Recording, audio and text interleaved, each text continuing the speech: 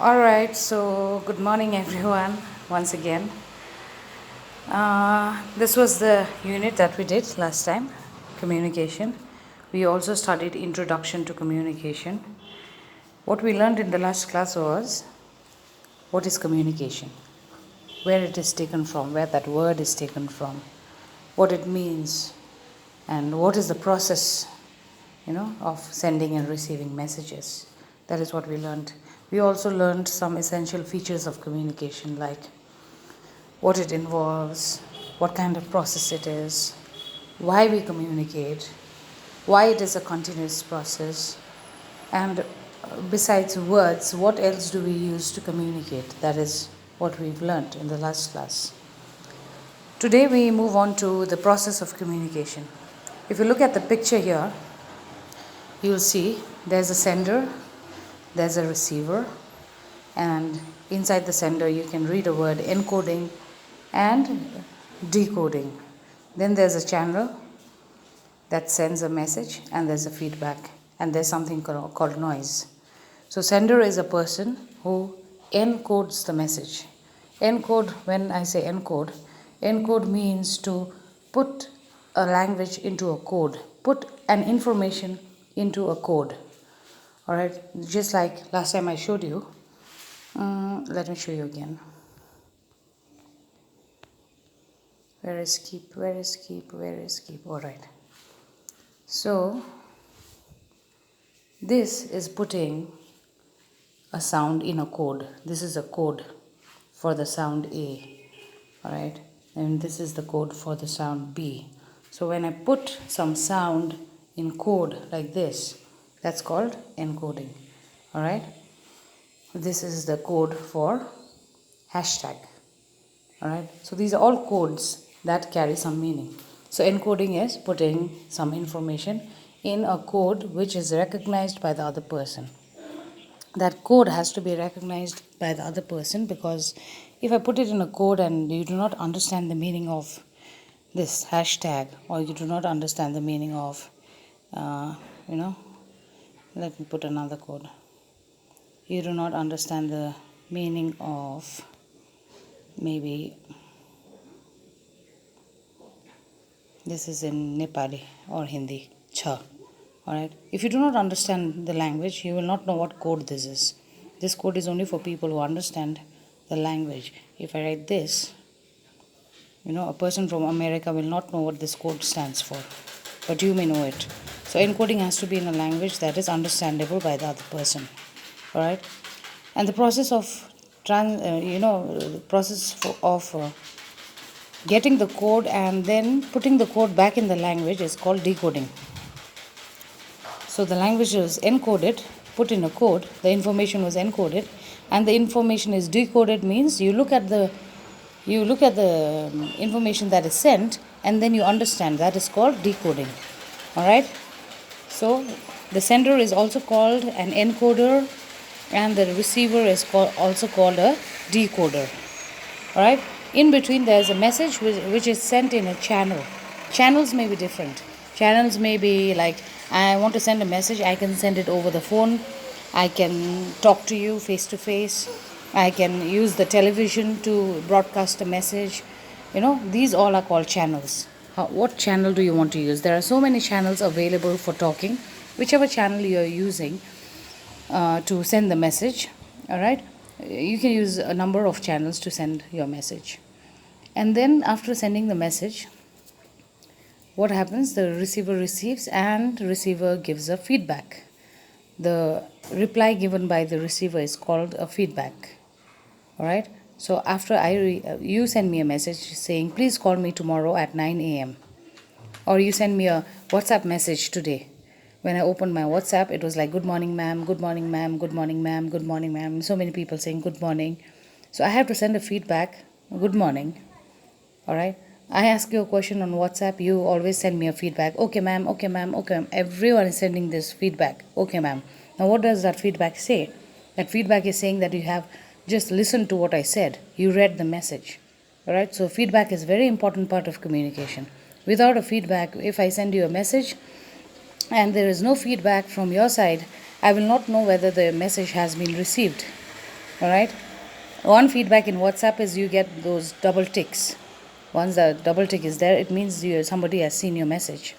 All right. Or then you send a reply. That is also a feedback. So the reply sent by any receiver or decoder is called a feedback. Now there is a small thing here which is called noise. It looks very small in the diagram here, the picture here, but noise is a very important part in communication. Wherever we are sending an information, there is always something called information breakdown. Noise is something that prevents your information from going and being received. All right, that is noise. A barrier, it's also called a barrier of communication. Anything that prevents communication from happening is called a barrier. All right, a barrier is something that is stopping the flow of anything. Like you build a dam in a river. Now what happens when you build a dam in a river? The river is flowing, but the dam stops the flow of the river. So the dam is a barrier. Similarly, in communication, there are a lot of barriers, which is called noise. All right, I want to say something. I am teaching in the classroom, but you had a fight with your friend, and instead of listening to me, you are thinking about what happened between the two of you. All right, so that is a barrier that is happening in your head. It's called a psychological barrier. You are angry, and you're not listening to the teacher in the class because you are angry. So there are different kinds. We'll come to different kinds of barrier in the other maybe a few more classes. Then I'll tell you the different kinds of barriers. But for now, just remember, a barrier or a noise is something that prevents communication from happening. All right. So this is a picture. I hope you understood what the picture is trying to say. Sender, also called encoder, encodes the message, sends it to the receiver. The receiver has to decode the message and send back a feedback. All right, and in between there may be some noise, there may be some disturbance that may prevent communication. All right, it is explained here more in details. Please read. The communication process refers to a series of actions or steps taken in order to successfully communicate. It involves several components such as the sender of the communication, the actual message being sent, the encoding of the message, the receiver, and the decoding of the message, like I said earlier. The communication process has several components that enable the transmission of a message. Here are the various components of communication. What are the different components of communication? Number one is the sender, also called encoder. This is the person that is delivering a message to a recipient. Then there's the message, that is the information you want to send. This refers to the information that the sender is relaying to the receiver. Then there is a channel of communication. This is the transmission or method of delivering the message, like through a letter, through a phone call, through an email. All these are channels of communication. Then there is encoding. This is to transform the thoughts of the information into a certain format. That means change, you got the message, now you'll have to find the meaning of the message. All right, encode the meaning of the message. Encoding is sending the message, where you put your message in a code. Decoding next, which is interpret the message. You got the message, now you interpret. Somebody folds their two hands in front of you, does a namaste. You will have to understand what that means. All right, without understanding, it is just a person who has folded his hands and stood in front of you. So you'll have to decode the message. What is that person trying to say? Maybe that person is saying hello. Maybe that person is trying to greet you. That is decoding. Then you have the receiver, who is the person who is receiving the message, and feedback, which is very important. In some instances, the receiver might have feedback or a response for the sender. This starts an interaction. Without the feedback, there is no interaction. Without the feedback, you give a presentation and the audience is quiet all through the presentation. They have no question to ask you.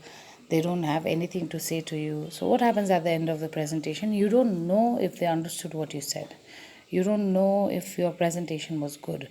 So everyone needs a feedback, After I take my classes, I give you a test like the one I gave last time. That is also feedback, because that will tell me whether you have listened to what I said. All right, that will give me an estimate of whether you understood what I said. If you have done all your questions properly, that means you have understood what I have said. So that is why feedback is very important, and feedback also helps you to improve.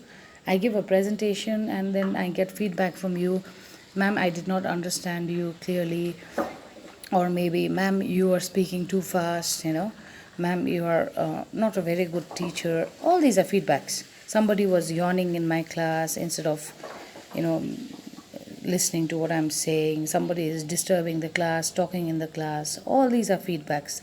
They are trying to tell me that maybe my presentation is boring. If my presentation was interesting, maybe nobody would have done that, Everybody would have listened to what I was saying. So feedback is very important because it gives you a chance to change yourself, to grow, to become a better presenter or a better human being in a general sense. We always look for feedbacks. If you wear new clothes and you want to go to the market, you always check your mirror. That's also a feedback. The mirror is telling you whether you're looking good or not. Or you ask your friend, do I look good in this new hairstyle? All these are feedbacks. It gives you confidence. So feedback is a very important part of communication. I think, okay, we will move on to an activity. All right. Describe yourself in 5 different words. Write it down in the chat box. We don't have a chat box here. So, in 5 different words, all of you, don't write okay, ma'am, yes, ma'am, thank you, ma'am. Please stop writing that. Just do this activity in 5 different words in your WhatsApp. Define yourself. All right, 5 words. Whatever you think will define you. 5 very simple words. And put it down in the WhatsApp chat group.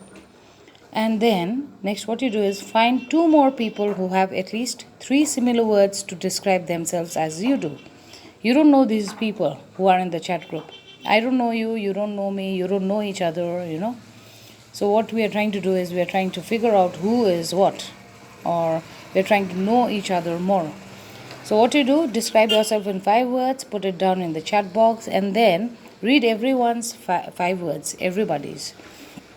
And then find people who have similar words like yours.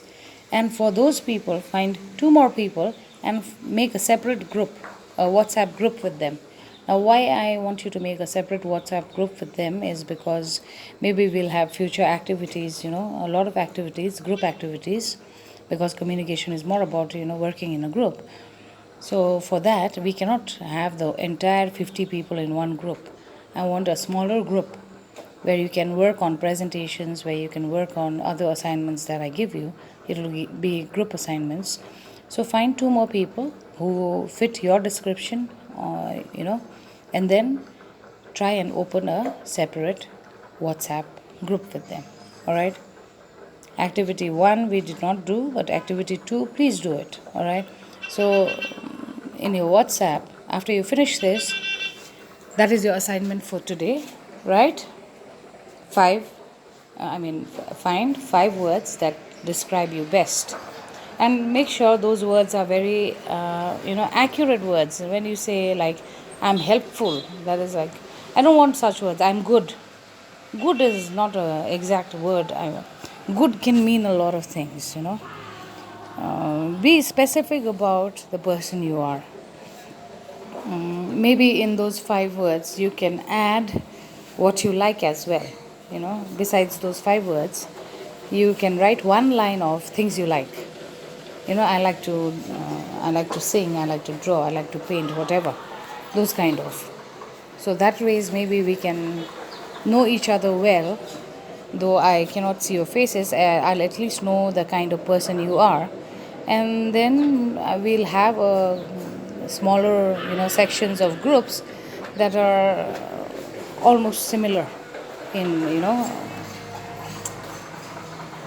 god, what is this, in the way you deal with situations, and maybe that will help you to do your activity later on, your assignments together. So that is what we'll do. If you have any questions, you can just ask me up on WhatsApp. Thank you so much.